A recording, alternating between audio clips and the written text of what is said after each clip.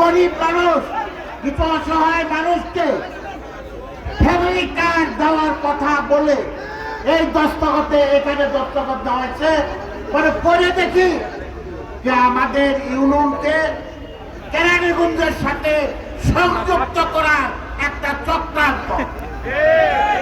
কাজে তারপর আমি সবার সাথে আলোচনা করলাম, দেখলাম এই ইউনিয়নে 2-4টা দালাল ছাড়া আর কোন মানুষ কেরানীগঞ্জের সাথে সংযুক্ত হতে চায় না।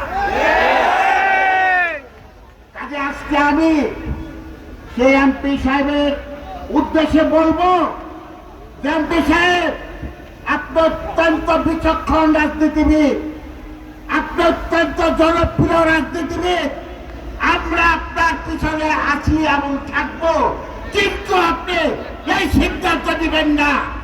যদি এই সিদ্ধান্ত নেন তাইলে তেঁতুলতলার জনগণ আপনাকে আসসালামু আলাইকুম বলে দিবে।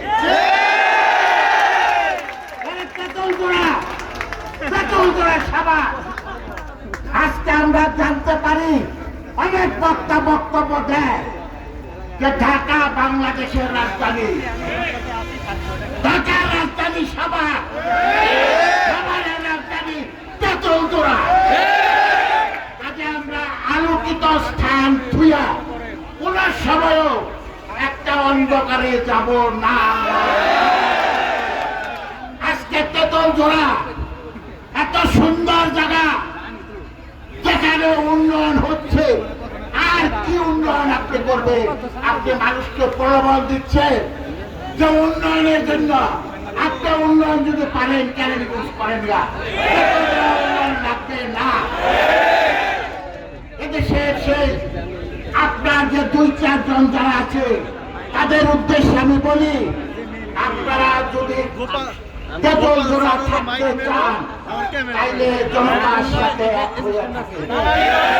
আপনারা চলে যান, জনতা আপনাকে ক্ষমা করবে না। মাননীয় প্রধানমন্ত্রী, আপনি জনগণের নেতা, আপনার বিগত 6 বছরে 6 মাসের কার্যকলাপ অত্যন্ত প্রশংসনীয়। আপনি আমাদের এই দাবি, আমাদের চিৎকার আপনি প্রশাসনের মাধ্যমে শুনে, যাতে কুচক্রী মহলরা আমাদের কেন্দ্রকে নিতে না পারে, এ ব্যাপারে আপনি ব্যবস্থা নেবেন। আপনার প্রতি আমাদের আবেদন, যারা আমরা বিএনপি করি, এই সভা বিএনপির দুর্গ, এই তেঁতুলতলা বিএনপির দুর্গ। আমি সেই মাননীয় এমপি সাহেবের কাছে উদ্দেশ্যে বলতে চাই, তেঁতুলতলাকে বিএনপি শূন্য করবেন না। আপনার অ্যাক্টিভিটিতে তেঁতুলতলাকে বিএনপি বলতে করে থাকবে না। কাজে আপনি জনমত নেন যে জনগণ কি বলে, তারা যেতে চায় কিনা। আজকে 2 মিনিট আগে সাবান যেতে যেতে লাগবে 4 ঘন্টা, সেই বাউবাজার ব্রিজের কাছে যেতে লাগবে 6 ঘন্টা। কাজে এদেশের মানুষের এত টাকা লাগে নাই যে 2 ঘন্টা বাদ দিয়ে 6 ঘন্টাকে গ্রহণ করবে। কাজে আপনাদের কাছে আমার আহ্বান, আপনারা, এটা আমাদের মাত্র শুরু।